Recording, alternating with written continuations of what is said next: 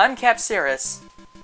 I make videos on Death Battle and basically whatever the hell I want to talk about. And I really like Kirby. I'll admit, the Kirby series was never one to be on my radar when I was a kid. I was only exposed to the series when I was around 12 years old. Outside of that, nothing. I was primarily a Mario and Sonic kid growing up. I didn't have time to play with the pink puff ball. But as I got older and as I started to drift away from both Mario and Sonic, I finally had my platformer attention on the cute little boy. Of course, my Mario and Sonic obsession would come back after a few years, but unlike last time, Kirby was still there with me, and he's been with me ever since. Anyway, with that long-winded origin out of the way, let's go into why I think the Kirby franchise is the best franchise Nintendo has ever made, and if you disagree with me, you're entitled to your own opinion. Now, as anyone who knows me will probably know that I quite like simplicity. Not all the time, I do like to think for myself once in a while, but sometimes I like to sit back, turn off my brain, and enjoy what is right in front of me. And Kirby embodies that sort of laid-back chillness that I really resonate with. I mean, just look at the stories from most, if not all, Kirby games. Kirby's Dream Land, stop King Dedede from taking all of Dreamland's food. Kirby's Adventure, get the Star Rod back to restore all the dreams in Dreamland. Kirby's Return to Dreamland, help an alien fix his spaceship so he can go home. Kirby Planet Robobot, stop robotic invaders from taking over the planet. Now sure, the stories have gotten a little more complex over the years, but they're still relatively simple compared to, oh, I forgot who I am and now I'm being told by aliens that I have to go collect some shiny rocks so the aliens can complete their rock collection and take over the world whilst also tangling with the government and the evil robot supervillain who freed me in the last game! Okay. Now before you all get mad at me, I would just like to let you all know that I myself am a pretty big Sonic fan. I mean, last year I made like 4 separate videos about or related to Sonic. But I mean, come on, you cannot deny that Shadow the Hedgehog is a messy-ass game with an even messier story. Anyways, back on track. The simplicity of the stories really allow anything to happen in the game or to the characters. Like how in Kirby Mass Attack, Kirby gets split up into 10 other Kirbys, or the copy ability combinations in games like Kirby 64, Squeaksaw, and Star Allies, or the entirety of Planet Robobot. Seriously. Who on this good green earth decided to put Kirby in a mech suit resembling his face and make one game a freaking homage to Gurren Lagann? Because whoever that person was, you should be in charge of Nintendo. Because that is a brilliant idea that doesn't seem like it should work, but it does. There are a lot more examples, but we'd be here all day if I listed them. And while I'm talking about simplicity, I feel like I should mention the character designs. Character designs are a very vital part of making a successful series, and they can tell you a lot about the character. If you can make a well-designed character that is recognizable by their silhouette, then you're on the right track. Luckily for us, Kirby has that in spades. Just looking at the designs of the core 4 actually can tell you a lot about the characters despite how simple their designs are. Speaking of which, every Kirby character has so much personality. Whether it be the wide-eyed smile of Kirby, the chivalrous heart of Meta Knight, the grumpy greediness of King Dedede, or the loyalty of Bandana Waddle Dee, each of them has something that makes them unique in their own way. And a lot of this comes from their designs. Kirby, based on his design, is what we typically know as cute. But looking further, we see an actual personality. Kirby is friendly and reliable. He likes fishing, eating, and taking naps. Kirby is a mood. Kirby can just about make friends with anyone he wants, both figuratively and very literally. Hell, not even the audience is safe from his friendship. At the end of Star Allies, before him and his friends rocket off back to Popstar, he waves goodbye to us, the player. We are Kirby's friend. I know the internet likes to joke about how Kirby is an eldritch god horror slayer or whatever, but in actuality, that is such a minuscule part of his character. Kirby is just really a lovable marshmallow who wants to be friends with everyone who can be his friend. But Kirby isn't the only character in the series. We can't forget about the others, like T-Scenic 3, baby! I mean, DDD. King DDD, to be specific. DDD is probably the one who has the most personality in the series. So let's go down everything we know about him. Well, for starters, he's very greedy. I mean, he's literally stolen Dreamland's food supply on 2 separate occasions.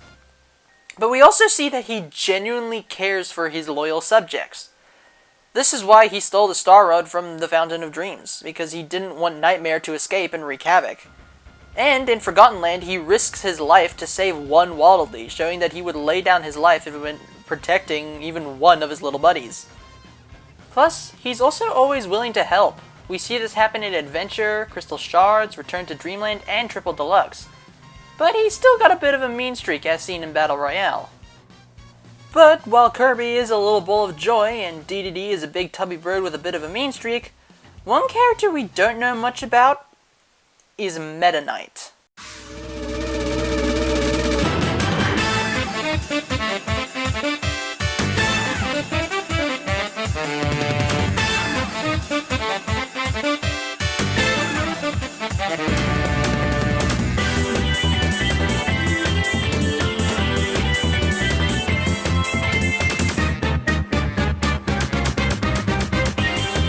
Meta Knight is the most mysterious character in the series. He just has this aura around him that lets us know you don't know me or what I'm about. Now, at first glance, you may think that he's a bit of a villain. I mean, he has a darker color palette compared to the rest of the cast, he has those menacing looking bat wings, his mask always makes him look like he's constantly scowling, and we never see his face outside of a few occasions when he's been in battle. But Meta Knight is not a villain.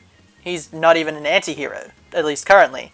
Meta Knight is a knight. Go figure.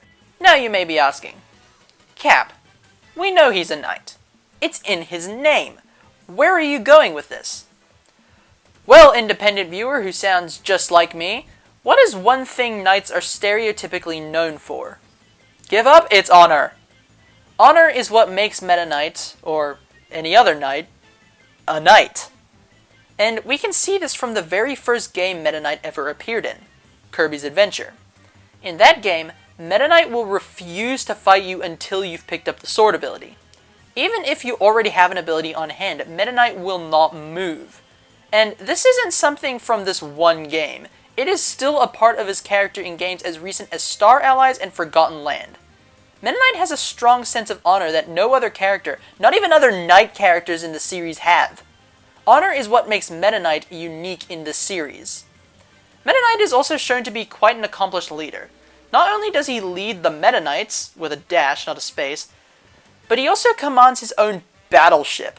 Hell, even when he's almost at his most evil, and he wants to take over the entirety of Dreamland, he still has somewhat good intentions, with him being motivated to end Dreamland's lazy lifestyle, as he puts it. And when Kirby boards the Halberd to stop him, he actively tells his crew to abandon ship so that none of them lose their lives. He's a pretty chill dude when you think about it. But his life isn't all about fighting. Sometimes he just likes to sit down with a good book and read. Take things slow for a little bit, like most people in Dreamland. Fucking hypocrite. Finally, we get to Bandana Waddle Dee, my other son. This little goober is one of the most loyal characters in the Kirby franchise, mainly to DDD. In Kirby Superstar Ultra, we see that despite being a typical grunt, he's still willing to go up against Kirby, all for DDD's honor, despite knowing that he has no chance of winning whatsoever. Even when DDD tells him that he can go, he still goes to fight Kirby for his great king, as he puts it. And in the Maz DDD fight, we see that he's the only one in the audience. He doesn't need to be there, but he is. Hell, even when you defeat DDD in Kirby Superstar Ultra, Bandana Waddle Dee is still there with him. His determination and loyalty is admirable. Now, I know some of you may bring up the Waddle Dee in 64, but it's never really been confirmed that he is Bandana Waddle Dee to my knowledge, so I won't talk about it here. But he's also very loyal and determined and stuff. So, just know. Am I saying that these characters are mind-blowing masterpieces of writing? Not at all. But do I think that they are a lot more complex than people give them credit for? Absolutely! Kirby as this lovable puffball of pure positivity, Dedede as this tough on the outside but really a lovable goof on the inside, Meta Knight as this mysterious honorable swordsman, and Bandana D as this fiercely loyal and determined individual. Each Kirby character has something that makes them special in one way or another. And that's without even going into characters like Magolor, Marx, Gooey, Susie, the whole shebang. And speaking of special, every platforming character has something that makes them unique. Mario has his incredible jump, Sonic specializes in speed, Crash is a wild card and likes to spin, and Spyro is a goddamn dragon. But what about Kirby? What makes him so special? Well, if I had to choose, it would be his inhale and copy abilities. For those who have never played a Kirby game in their life, what the hell are you doing here? Also, the way the inhale and copy abilities work goes as follows. You inhale an enemy and swallow them to gain their powers. It's so simple, yet it's super effective because it allows Kirby to basically do what the other four do, but better. Oh, Mario can jump high? Not as much as high jump Kirby. Sonic can run fast and mow down enemies by rolling into a bowl? Wheel Kirby can do that too, you ain't special. Crash can spin around? Oh yeah? Well, can he become a tornado? Of course Tornado Kirby can. Spyro is a dragon? So is Kirby, provided that you upgrade the fire ability in Forgotten Land. This ability allows Kirby to become one of the most versatile characters in all of gaming, as with this power, he can essentially do anything the developers want. He can breathe fire, turn into a rock, create wind, surf on land, the list goes on. And each of these abilities has their own moves depending on what inputs you use. That's right, Kirby is a Shoto. Fire Kirby can not only breathe fire, but he can also become a flaming ball of fire that can dash through waves of enemies, or become a flaming ball of fire that can roll on the ground. Or how about Fighter Kirby, who can do the Shoryuken and the Hadouken? Or how about Wrestler Kirby, who can suplex your ass to Kingdom Come and become the one and only Macho Puff Kirby Savage? Oh yeah! With his copy abilities, I can't believe I made that joke.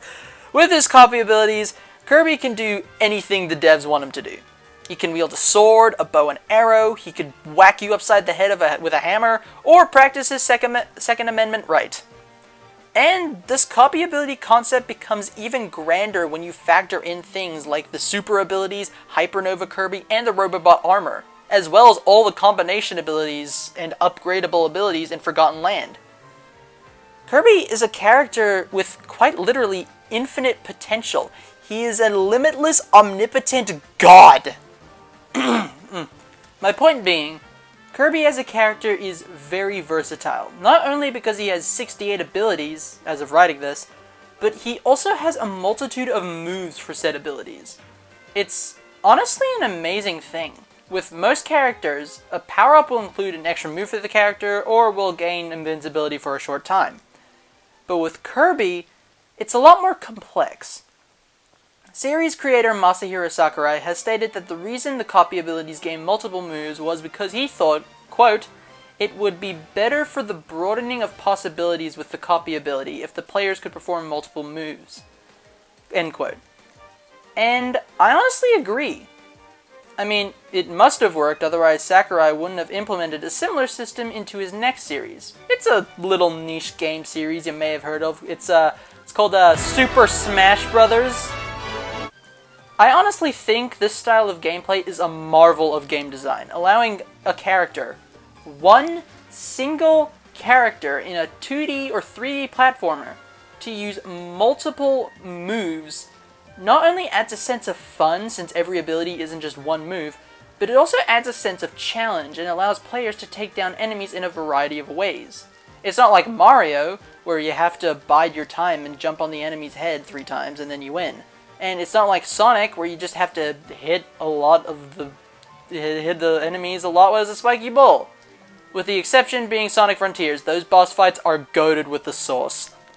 So with simple stories that allow characters to be put in multiple scenarios without making it seem forced, charming and endearing characters that melt your heart whenever they do literally anything, and fun and intuitive gameplay that can be both fun and challenging at times, what more is there to talk about? The lore!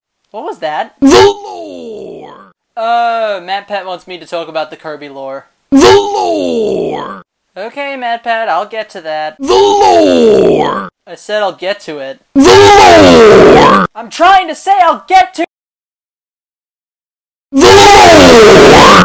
Yeah, so Kirby lore is very in-depth, very fucked up, and surprisingly dark for a game series where you play as a pink puffball who lives in Happy Land. Look, if you think I'm going to recap the entirety of Kirby's lore, then you are sorely mistaken. If you want to see that happen, however, then go check out the RPG Monger's video on Kirby lore. Link will be in the description. It is a very good video. Anyway, despite being a platforming series like Mario, Kirby lore is a lot more like Sonic lore. Only without a hedgehog-human romance. This video is not going to convince anyone that I'm a Sonic fan with all these jokes I'm making at the series' expense. I promise I do like Sonic. Please don't hurt me, internet. Anyway, I find it hilarious that the Nintendo franchise that arguably has the most lore is Kirby. In a world where game series like Fire Emblem and The Legend of Zelda exist, the Nintendo franchise with arguably the deepest of deep lore is Kirby. And I love it. I guarantee I could make an entire iceberg video on Kirby lore. It goes that deep.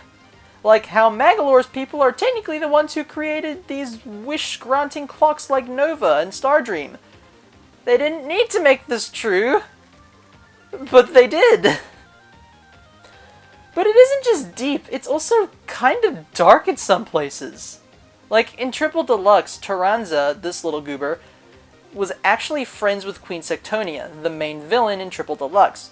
She really wanted eternal beauty, so Taranza went and found the Dimension Mirror from Amazing Mirror. This ended up corrupting her and turned her into the Queen Bee we eventually fight. And this backstory is further cemented in Planet Robobot. When Meta Knight defeated her clone, she briefly turns into a being that looks a lot like Taranza. Yeah, I definitely don't need happiness today. Speaking of Planet Robobot, do I even need to bring up Susie's backstory? Her and President Haltman were working on Stardream together, but when she supposedly died, he kept trying to use the wish-granting powers of Stardream to bring her back. But he couldn't because she never really died in the first place. So when she reappeared, Haltman recognized her, but because he did use Stardream too much, it messed with his head. He didn't know that she was his daughter. And then we get to Star Allies, where there's a literal cult worshipping a destroyer god who is going to wipe out all of creation if Kirby didn't stop him. And then he has a form that resembles Kirby in dark matter, which implies that this Void Termina is another Kirby who is the embodiment of negativity, making Kirby the embodiment of positivity, and And all of this is before the lore dump in Forgotten Land, and this doesn't even mention anything about Galacta Knight, Morpho Knight, or any of the other bits of side content like the Void Fight in Star Allies' Ultimate Choice mode, Heroes in Another Dimension, and the Chaos Elphalus fight in Forgotten Lands Coliseum. It's wild and kinda scary when you really think about it. But damn it, I love the contrast between cute and cuddly platform game to, okay, let's go fistfight God and win. Kirby lore is fucking wild and I love it. The Kirby series to me will always be something I'll be able to enjoy. The simple stories that allow me to relax, the endearing characters that always make me giggle when I feel sad, the fun and challenging gameplay that always makes me question what else they could do, and yes, even the batshit crazy lore that makes me both laugh with how deep and insane it can get and chuckle nervously when I remember this is a series where a pink puffball kills gods on Tuesdays because he just can. To me, there's something about it that makes it so much more special to me than any other platforming franchise I can think of. And I know I've made plenty of jokes towards the other series, but they're all special to me too as well. I still like Mario, Sonic, Crash, Spyro, etc. But Kirby to me will just never be topped. It has elements from each other series that I think makes those special. The tight and simple gameplay of Mario, the same type of deep lore that Sonic has, the batshit insanity of Crash, and the mystical elements of Spyro that just ties it all together so well.